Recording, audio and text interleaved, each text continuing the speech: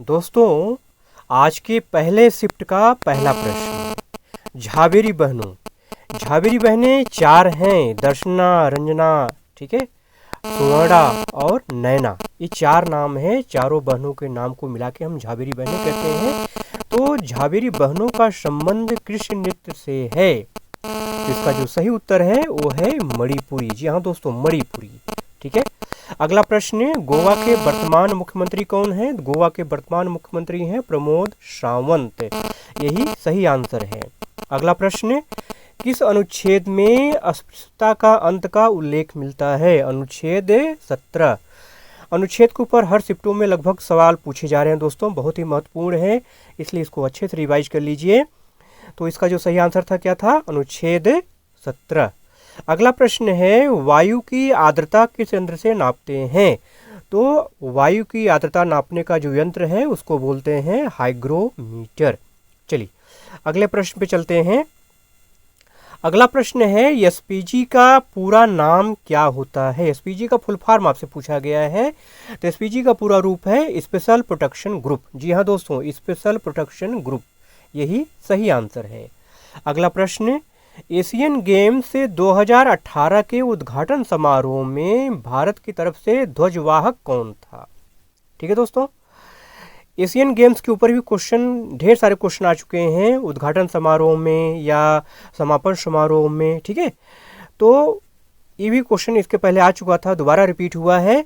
तो इसका सही आंसर क्या है? नीरज चोपड़ा। जी हाँ दोस्तों, एशियन गेम 2018 के उद्घाटन समारोह में भारत की तरफ से ध्वजवाहक कौन थे? नीरज चोपड़ा।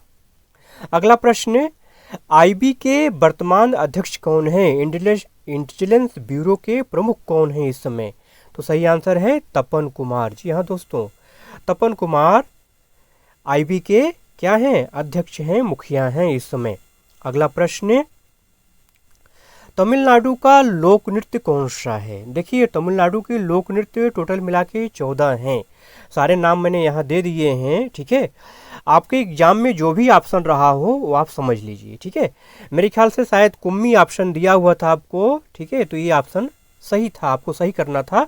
बाकी अगर कुम्मी ना होकर केवल अट्टम होगा, कांवड़ी होगा, अट्टम होगा, जो भी ऑप्शन होगा यहाँ से आप देख लीजिए, वही सही आंसर होगा। ठीक है, तो लोक नृत्य की बात यहाँ पे हो रही है। कुछ मेरे दोस्तों ने कहा कि भरतनाट्यम की बात हो रही थी।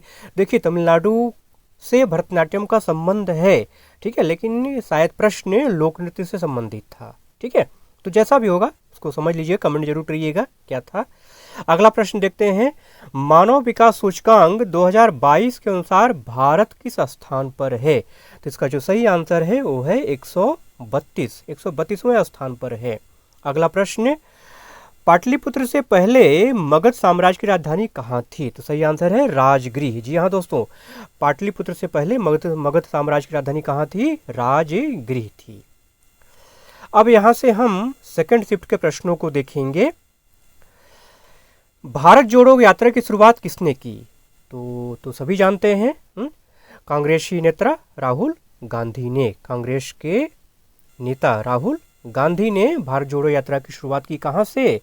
कन्याकुमारी से लेकर के कश्मीर तक।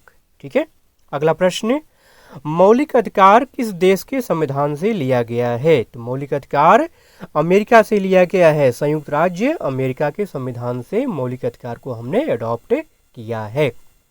देखिए, मौलिक अधिकारों के ऊपर भी बहुत सारे क्वेश्चन से बार बार बन रहे हैं। ठीक है, मौलिक अधिकार टोटल कितने हैं? ठीक है, 42वां संविधान संशोधन कब हुआ, किसकी सिफारिश पर हुआ? हाँ, सरदार सरोवर सिंह समिति की सिफारिश पर हुआ। ठीक है, मौलिक अधिकार संविधान में कब जोड़े गए? तो इस तरह से क्वेश्चन बहुत सारे बनते हैं। ठीक है, तो पिछले वीडियो जो भी हैं वो सब एनालिसिस मैंने कर रखा है, तो वहाँ से उसको जाके वॉच कर लीजिए। ठीक है, बहुत महत्वपूर्ण क्वेश्चन है ये, बार बार क्वेश्चन यहाँ से पूछा जा रहा है। चलिए अगला प्रश्न आज पूछा गया था कि भाखड़ा नागल बांध किस नदी पर बना है? तो सतलुज नदी पर। कहाँ पे बना है? सतलुज नदी पर, यही सही आंसर है।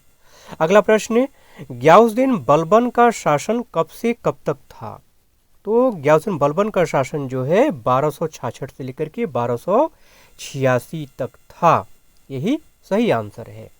अगला प्रश्न, केलुचरण महापात्रा का संबंध किस नृत्य से है? केलुचरण महापात्रा का संबंध ओडिसी नृत्य से है। जी हाँ दोस्तों, चलिए अगला प्रश्न, देखिए प्रश्न आज दोबारा रिपीट किया, ठीक है।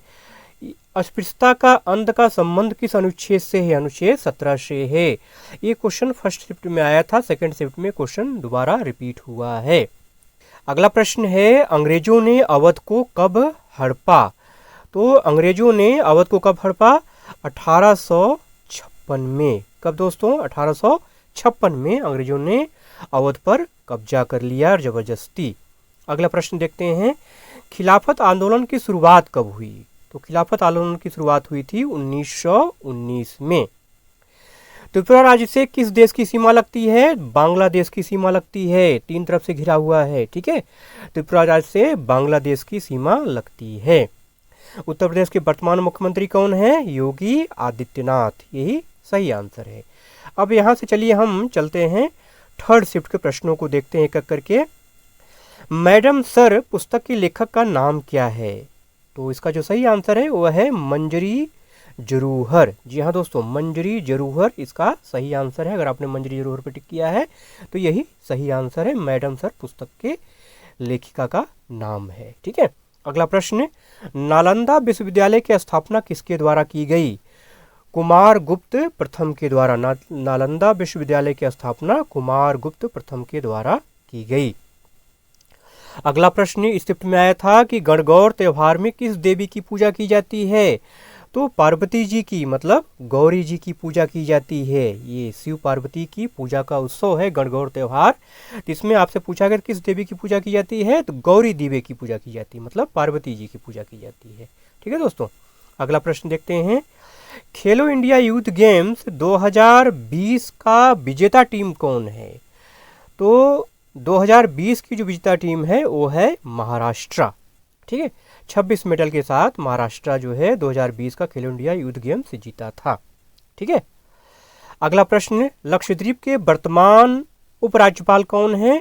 तो श्री प्रफुल्ल पटेल। जी हाँ दोस्तों, श्री प्रफुल्ल पटेल इसमें वहाँ के वर्तमान उपराज्यपाल हैं, लेफ्टिनेंट गवर्नर ऑफ लक्षद्वीप। अगला प्रश्न, अल नीनो कैसी जलधारा है? तो अल नीनो गर्म जलधारा होती है, यही सही आंसर है। अगला प्रश्न, ग्रीष्मकालीन ओलंपिक 2020 का आयोजन कहाँ हुआ था? तो टोक्यो में हुआ था। कई बार क्वेश्चन रिपीट किया जा चुका है। अगला प्रश्न, लोक लेखा समिति का संबंध किससे है? तो सरकार के खर्चों से। जी हाँ दोस्तों, सरकार जो खर्चे करती है उन खर्चों का हिसाब किताब रखना लोक लेखा समिति का काम है। अगला प्रश्न, 1905 में बंगाल विभाजन के समय भारत का वायसराय कौन था? तो उसमें लॉर्ड कर्जन वायसराय थे, ठीक है। 1905 में जब बंगाल का विभाजन हुआ जो है तो उसमें वायसराय कौन थे? लॉर्ड कर्जन थे। सबसे छोटा केंद्र शासित प्रदेश कौन सा है? लक्षद्वीप। सबसे छोटा केंद्र शासित प्रदेश कौन सा है? लक्षद्वीप है। दोस्तों अब यहाँ से हम चौथे शिफ्ट के प्रश्नों को देखेंगे। मेरे जो भाई वीडियो को पहली बार देख रहे हैं, चैनल पर पहली बार आए हैं, तो प्लीज़ चैनल को सब्सक्राइब जरूर कर लीजिए। डेली में चारों शिफ्टों का एनालिसिस जो है एक एक करके जो है देता हूं दिन भर में, जो है first shift, second shift, third shift short video के माध्यम से। उसके बाद यहाँ पे फिर मैं आपको लॉन्ग वीडियो के माध्यम से सारे क्वेश्चंस को, सारे आंसर को कलेक्ट करके मैं आपके सामने लेके आता हूँ। तो जो मेरे भाई नए हैं, चैनल पे पहली बार आए हैं, वो चैनल को जरूर सब्सक्राइब कर लें, ठीक है, और बेल आइकन को प्रेस कर लीजिए। चलिए अगले प्रश्न पे चलते हैं। महाराष्ट्र विधानसभा के नए स्पीकर कौन बने हैं? तो राहुल नार्वेकर। एक बात और जान लीजिए, यहाँ पर ये क्वेश्चन दोबारा रिपीट हो सकता है क्योंकि राहुल नार्वेकर जो है ये सबसे कम उम्र के स्पीकर हैं, ठीक है। देश में सबसे कम उम्र के स्पीकर हैं, तो ये क्वेश्चन दोबारा घुमा करके रिपीट हो सकता है, ध्यान रखिएगा। महाराष्ट्र विधानसभा के नए स्पीकर कौन है? राहुल नार्वेकर, और ये सबसे कम उम्र के स्पीकर हैं। अगला प्रश्न, दुनिया का सबसे बड़ा लोकतांत्रिक देश कौन सा है? मेरे भाई भारत है, हमारा देश है। भारत दुनिया का सबसे बड़ा लोकतांत्रिक देश है। 2011 की जनगणना के अनुसार आबादी के मामले में दूसरे स्थान पर कौन सा राज्य रहा? तो महाराष्ट्र। पहले नंबर पर उत्तर प्रदेश, तीसरे नंबर पर बिहार। चलिए अगला प्रश्न, राष्ट्रपति बनने की न्यूनतम उम्र क्या है? 35 वर्ष से। सही आंसर क्या है? 35 वर्ष। अगला प्रश्न, मीराबाई चानू का संबंध किस खेल से है? भारोत्तोलन से है, ठीक है। अगला प्रश्न, संगमरमर का रासायनिक सूत्र क्या होता है? तो CaCO3 कैल्शियम कार्बोनेट संगमरमर का रासायनिक सूत्र होता है। अगला प्रश्न है कि छठी पंचवर्षीय योजना में वृद्धि दर कितना था, मतलब वृद्धि दर का लक्ष्य कितना था, टोटल वृद्धि दर का लक्ष्य कितना था? तो 5.7% था। ठीक है दोस्तों। अगला प्रश्न है, सतारिया नृत्य का संबंध किस धर्म से है? तो सतारिया नृत्य के ऊपर भी क्वेश्चन इसके पहले आ चुका है। इसका संबंध है वैष्णव धर्म से। सतारिया नृत्य का संबंध किससे है? वैष्णव धर्म से।